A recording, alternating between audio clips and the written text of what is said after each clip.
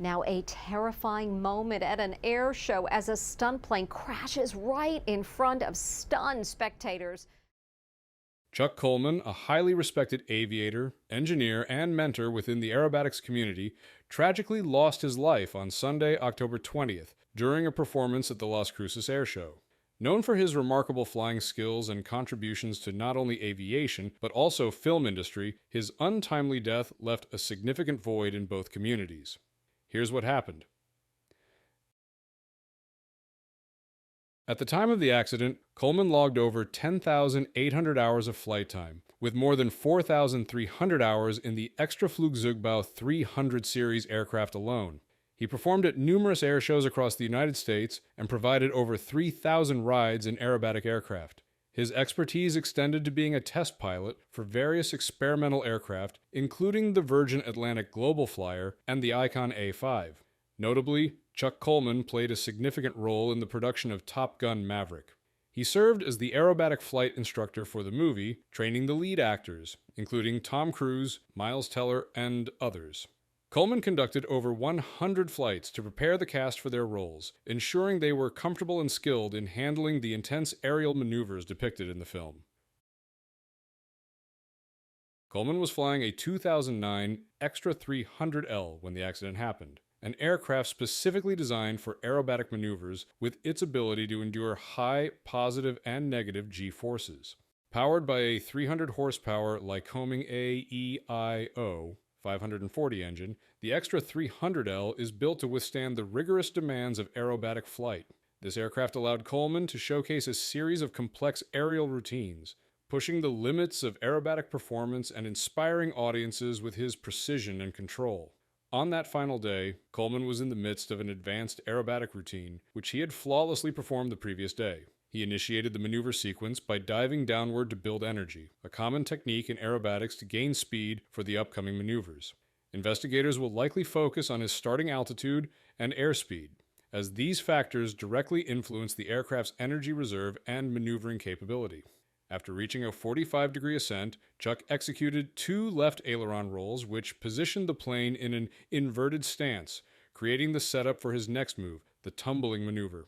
The first tumble was a controlled pushover, but as he attempted to transition to a second tumble into a knife-edge position, the aircraft stalled while inverted.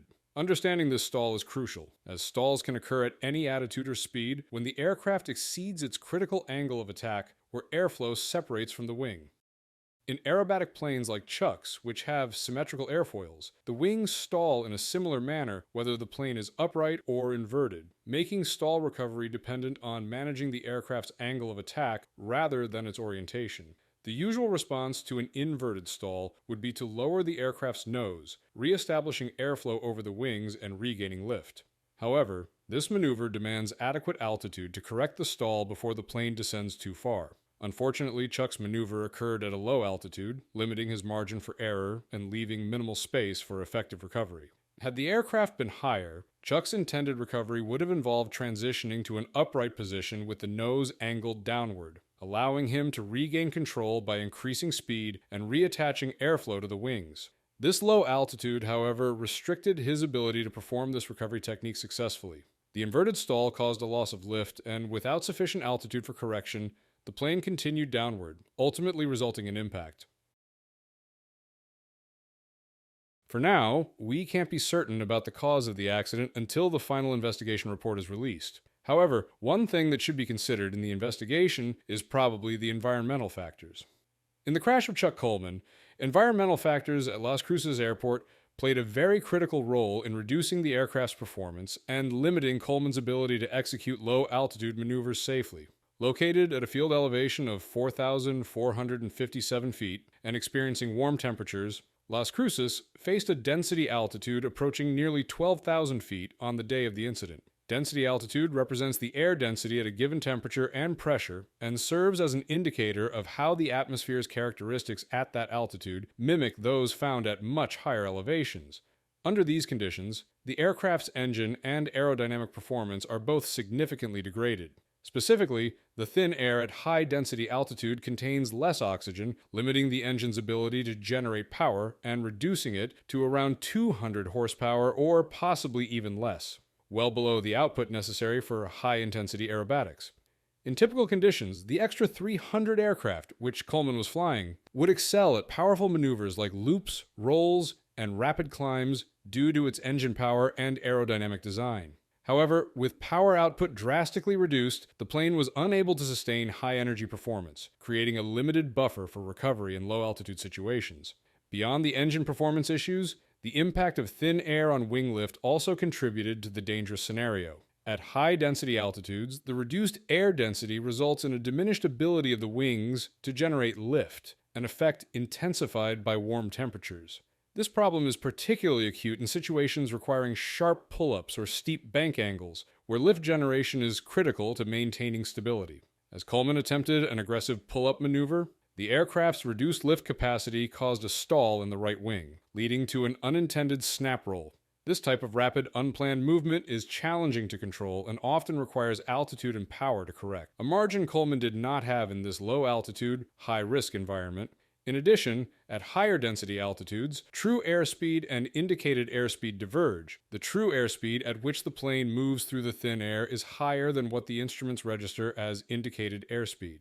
For pilots, this discrepancy poses an additional hazard. High true airspeeds without the matching lift that would typically be available at lower altitudes lead to situations where the aircraft may be traveling fast through the air, but is unable to generate the needed lift for recovery maneuvers effectively.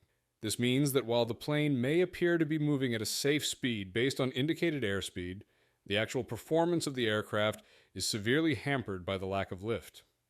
To complicate matters further, Las Cruces was experiencing southwest winds of around 15 miles per hour, which, combined with Coleman's east-facing recovery attempt, created a tailwind that added to the already compromised conditions. When facing a tailwind, an aircraft's ground speed increases relative to the air, reducing available reaction time and making control more difficult, particularly during low-speed maneuvers. With all these combined factors, high density altitude, reduced engine horsepower, diminished wing lift, and an unhelpful tailwind, Coleman faced an environment that left him with few, if any, viable recovery options. The situation illustrates how high-density altitude settings in desert environments present unique dangers to aviation, as the combination of factors reduces a plane's performance envelope and limits a pilot's capacity to safely complete or recover from challenging aerobatic maneuvers. After all, Chuck Coleman's loss is deeply felt, and his tragic accident serves as a stark reminder of the critical importance of altitude and environmental awareness in aerobatic flying. That's the end of our episode today. Thank you for your support, and wish you all stay safe up there.